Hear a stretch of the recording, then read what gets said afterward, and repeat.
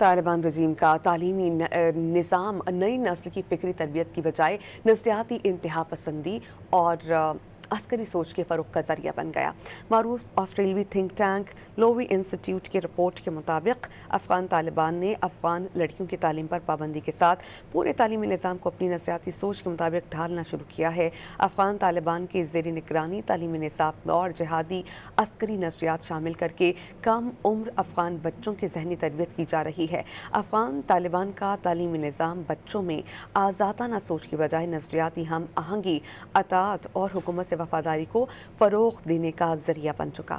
افغان طالبان کی جانب سے خود کش حملہ آوروں کی مسلسل تشہیر مذہبی تعلیم اور عسکریت پسندی کے درمیان فرق کو مزید ختم کر رہی ہے۔ افغانستان میں القاعدہ سمیت متعدد عسکریت پسند تنظیموں کی موجودگی اور طالبان کا نظریاتی تعلیمی منصوبہ علاقائی اور عالمی سلامتی کے لیے سنگین خطرہ بن چکا ہے۔